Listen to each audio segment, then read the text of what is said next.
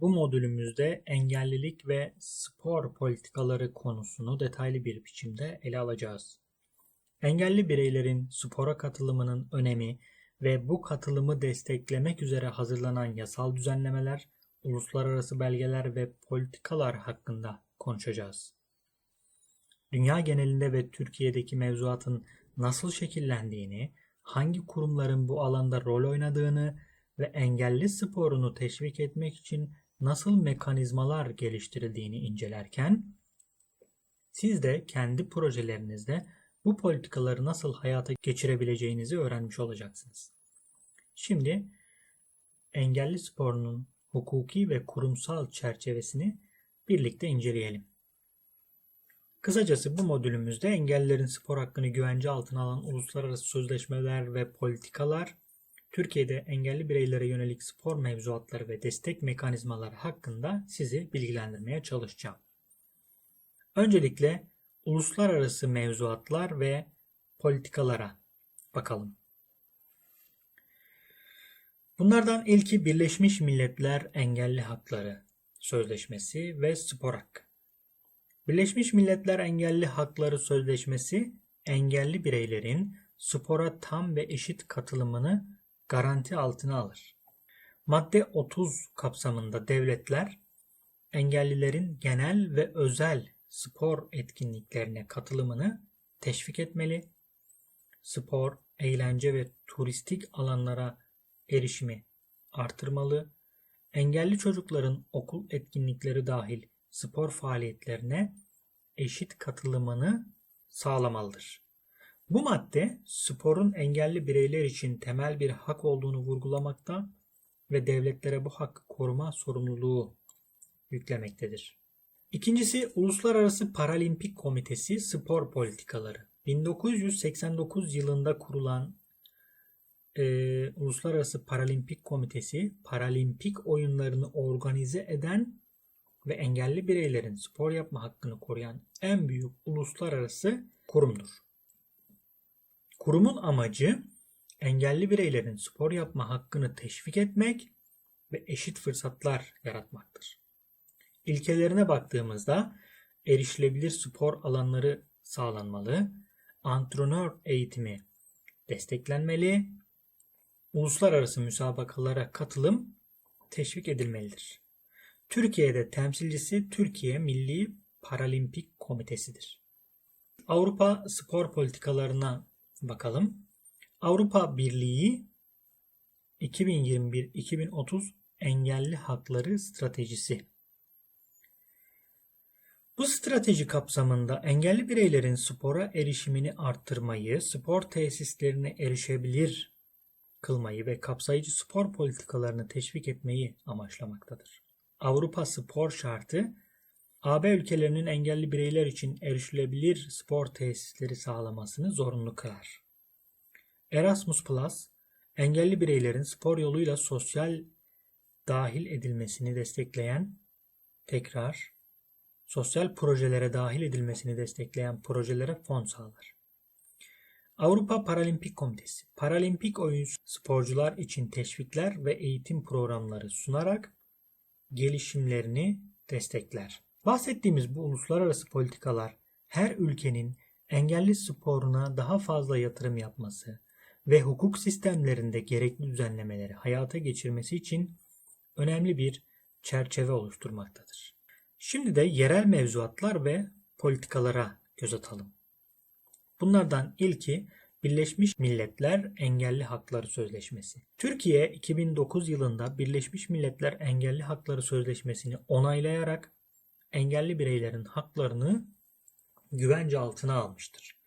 Devlet, spor dahil tüm alanlarda erişilebilirliği artırmak ve engellilerin haklarını korumak için gerekli düzenlemeleri yapmakla sorumludur.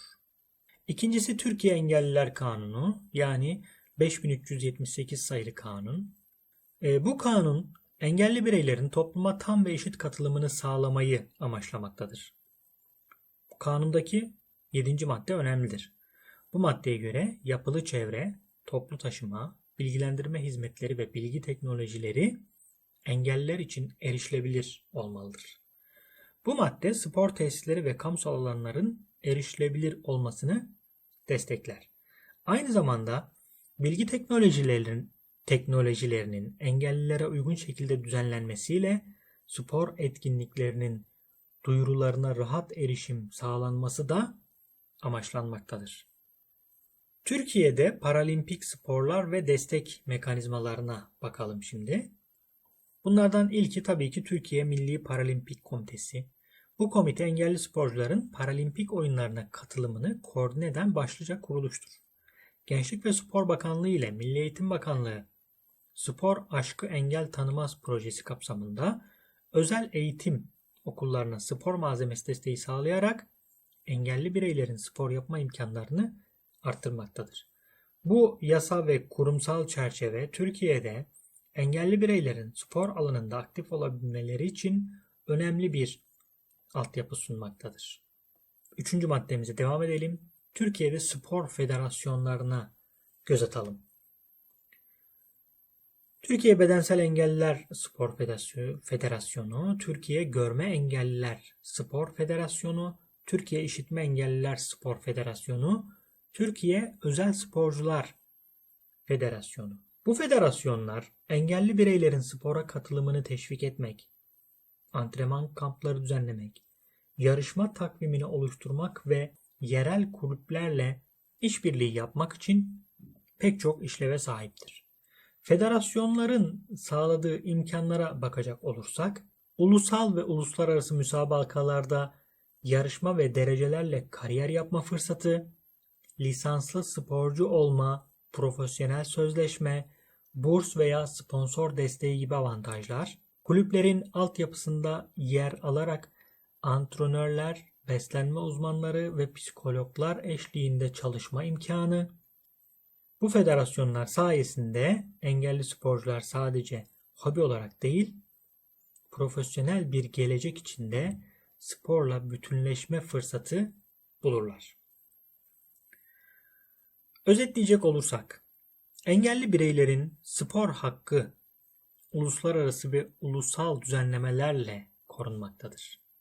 Birleşmiş Milletler Engelli Hakları Sözleşmesi, Uluslararası Paralimpik Komitesi ve Avrupa Spor Politikaları erişilebilir ve kapsayıcı spor ortamlarını teşvik etmektedir. 5378 sayılı Engelliler Kanunu, Türkiye'de engelli bireylerin spor tesislerine erişimini desteklemektedir. Türkiye Milli Paralimpik Komitesi ve spor federasyonları engelli sporcuların ulusal ve uluslararası müsabakalara katılımını sağlamaktadır. Evet arkadaşlar, modüllerimiz bu kadar. Tekrar genel bir bakış açısı sunacak olursak, bu modüllerimizde engellilik ve kapsayıcılıkla ilgili temel kavramlara baktık. Engellilik modelleri ve spordaki uygulamalarına göz attık. Sporun engelli bireyler üzerindeki faydalarından bahsettik. Bunların yanında engelli bireylerin spor yaparken karşılaştıkları temel zorlukları anlattık. Daha sonra engelli grupları ve spor uygulamalarından, kapsayıcı spor ortamının nasıl oluşturulacağından, engelli bireylerle etkili iletişimin nasıl olacağından bahsettik ve son olarak da engellilik ve spor politikaları ile alakalı size bilgi verdik. Umarım bilgiler işinize yaramıştır. Kendinize iyi bakın.